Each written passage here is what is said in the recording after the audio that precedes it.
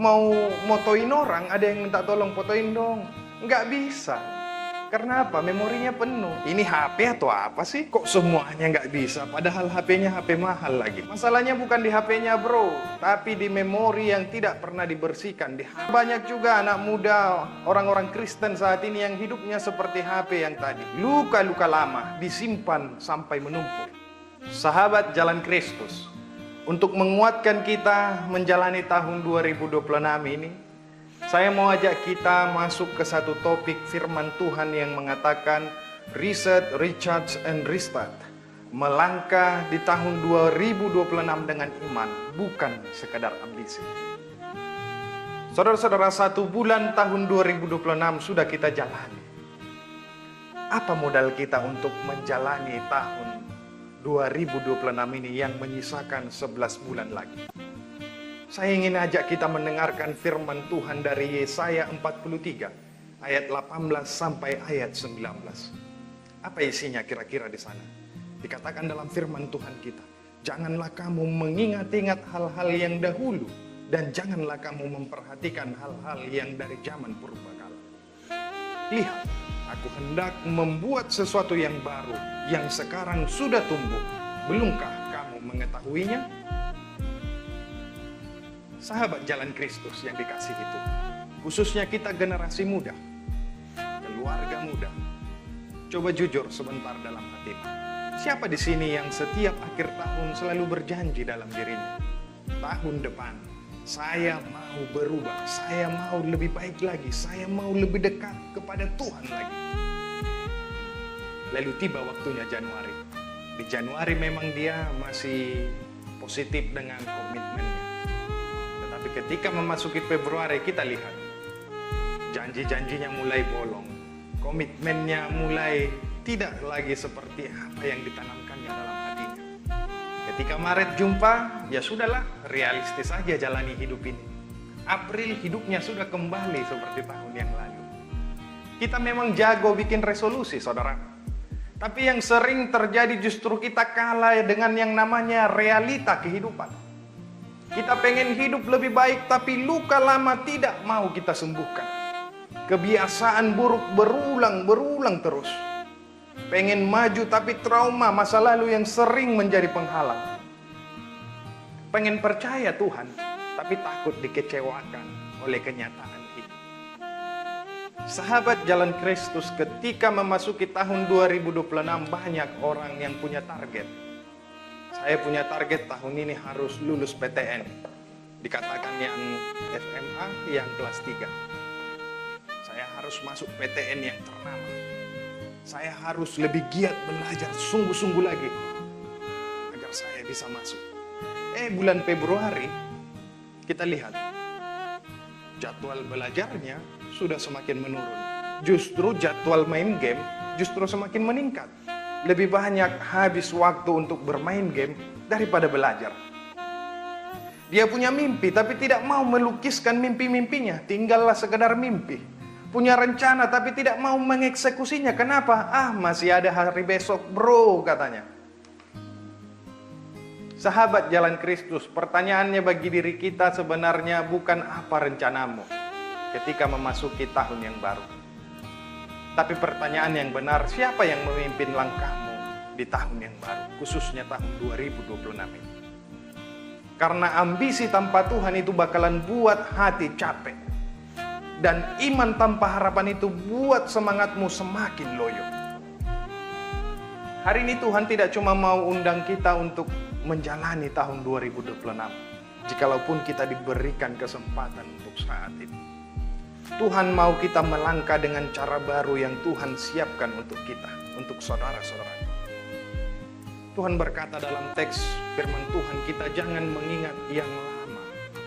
Ini bukan berarti Tuhan melarang kita belajar dari masa lalu yang telah kita lewati. Tapi sebenarnya Tuhan tahu, saudara-saudaraku, masa lalu manusia itu sering sekali tidak diselesaikan dengan baik. Dan itu bisa mencuri sukacita kita, semangat kita, masa depan yang mau kita gapai. Ibaratnya gini, pernah nggak kita punya HP yang memorinya itu sudah penuh? Mau update software, ada pemberitahuan, tapi nggak bisa kita update. Mau install aplikasi baru, ada aplikasi yang baru itu, nggak bisa. Memorinya penuh, itu pemberitahuan notifnya. Mau motoin orang, ada yang minta tolong fotoin dong, nggak bisa. Karena apa? Memorinya penuh. Ini HP atau apa sih? Kok semuanya nggak bisa? Padahal HP-nya HP mahal lagi. Masalahnya bukan di HP-nya bro, tapi di memori yang tidak pernah dibersihkan, dihapus. Saudara-saudara, banyak juga anak muda, orang-orang Kristen saat ini yang hidupnya seperti HP yang tadi. Luka-luka lama disimpan sampai menumpuk. Kegagalan dipeluk erat-erat. Penyesalan dijadikan identitas dirinya. Seolah dia sudah ditakdirkan menerima semuanya dalam keadaan pahit. Itulah takdir hidupnya. Sahabat jalan Kristus, Tuhan mau bilang untuk dirimu, aku mau buat sesuatu yang baru dalam hidupmu. Tapi kamu harus lepaskan dulu. Lepaskan semua yang lama yang mungkin membebanimu, yang membuat kamu mungkin sulit untuk menerima kehadiran Tuhan berkarya di dalam hidup. Ingatlah, di tahun 2026 ini tidak akan jadi tahun yang baru untuk kita jalani jikalau cara pikir kita, pola pandang kita masih dengan cara-cara yang lama. Sebagaimana dikatakan di Yeremia pasal 29 ayat 11. Sebab aku ini mengetahui rancangan-rancangan apa yang ada padaku mengenai kamu. Tuhan tidak bilang rencananya selalu nyaman. Tuhan bilang rencananya penuh harapan dan penuh kejutan. Lebih dari apa yang dipikirkan manusia. Semua kan kita punya Google Maps. Kadang aplikasi ini mau buat kita stres, pusing sendiri. Ketika kita ketik alamat, kita mau pergi ke sana, ke satu tujuan, tolong bantu saya sampai ke sana. Google Maps-nya kok bawa kita mutar-mutar semakin jauh sih? Itu yang kita katakan dalam hati kita. Padahal Google Maps sudah tahu bahwa di depan ada jalan macet. Ada jalan pintas karena mungkin di sana hujan sehingga banjir. Jalan lurus yang Pak Pol lagi razia. Sahabat jalan Kristus, kalau hidup kita aja mau nurut dan percaya dengan Google Maps. Pertanyaannya, mengapa soal masa depan kita tidak percaya seutuhnya kepada Tuhan? Kadang Tuhan tidak mengubah situasi sekeliling kita dulu. Karena sebenarnya Tuhan sedang mengubah, mempersiapkan cara pikir, cara pandang kita, dan pengharapan kita.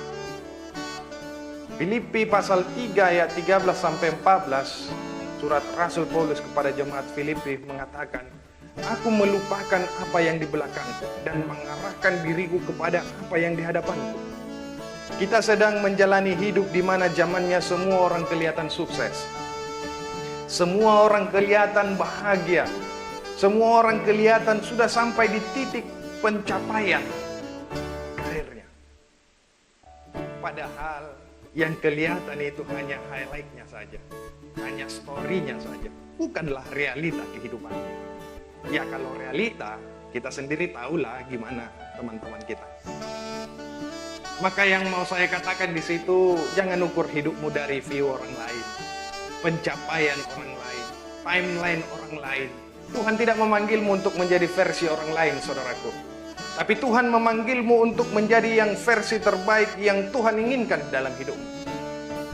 Tahun 2026 bukan lagi tentang saya harus lebih cepat dari mereka. Saya harus seperti ini, harus seperti ini. Tapi saya harus lebih setia dalam proses, tekun di dalam Tuhan. Penuh dengan kasih karunia. Dalam hidup saya menjalani dengan sukacita. Amsal pasal 16 ayat 9 berkata, hati manusia memikirkan jalannya, tapi Tuhanlah yang menentukan arah langkahnya. Rencana boleh tinggi, target boleh ambisius, arah hidup harus jelas, yaitu kepada Tuhan saja. Berpeganglah kepada Tuhan menjalani tahun 2020. Karena ingat, banyak orang-orang yang berdoa saat ini, Tuhan berkati rencanaku, berkati rencanaku Tuhan. Padahal Tuhan maunya, anakku ikut rencanaku ya, ini yang terbaik untukmu. Padahal ada yang paling baik, penuh dengan damai sejahtera yang Tuhan sedang siapkan bagi kita. Terkadang kita sulit menerima apa yang ingin Tuhan berikan. Kita tidak melihat rencana-rencana Tuhan di dalam kehidupan kita. Kita sering sekali ingin Tuhan jadi kopilot dalam hidup kita. Padahal yang Tuhan mau, Dia pengen jadi driver dalam hidupmu. Yang mengarahkan kamu, yang membawa kamu. Sahabat jalan Kristus. Ingatlah tahun 2026 akan melelahkan untuk kita jalani. Jikalau Tuhan cuma kita jadikan opsi-opsi darurat dalam kehidupan kita. Bukan menjadi prioritas utama dalam hidup kita. Mazmur 127 ayat 1 mengatakan, jikalau bukan Tuhan yang membangun rumah, sia-sialah usaha yang membangunnya. Capek itu manusiawi. Tapi hidup yang capek tanpa arah itu akan jauh lebih menyiksa hidup kita. Tuhan tidak anti kerja keras. Tuhan itu anti kerja keras tanpa penyertaan Tuhan. Maka tahun 2026, mari bekerja lebih giat lagi. Tapi tetap berdoa. Berjuang lebih keras lagi. Tapi tetap berserah. Bermimpi lebih tinggi lagi. Tapi tetap taat. Dan tetap konsisten, tekun dalam setiap hal yang sedang kita seriusi. Sahabat jalan Kristus, Tuhan tidak menjanjikan bagimu 2026 tanpa masalah. Tapi Tuhan menjanjikan bagimu, aku menyertai kamu. Mengakhiri khotbah yang meneguhkan iman dan memberikan pengharapan ini, saya mau ajak kita bertanya dalam hati kita. Apakah kita memasuki tahun 2026 masih dengan luka-luka yang lama, atau dengan iman dan pengharapan yang baru? Maukah hidup dikendalikan trauma masa lalu, atau kita mau dipimpin oleh Tuhan? Reset, lepaskan yang lama. Recharge, isi diri dengan firman Tuhan. Restart, melangkah bersama Tuhan. Mari kita jalani tahun 2026. Bukan dengan ketakutan, bukan dengan kepura-puraan, tapi dengan iman, harapan dan semangat dari Tuhan. Lihat, aku membuat sesuatu yang baru, dan yang baru itu dimulai dari diri kita hari ini. Amin. Tuhan Yesus memberkati. Jikalau firman ini meneguhkan iman dan pengharapan, mari bagikan firman ini kepada sahabat, keluargamu dan orang sekeliling kita, agar bersama-sama melangkah di dalam Tuhan di tahun 2026 penuh harapan. Soli Deo Gloria. Tuhan Yesus memberkati.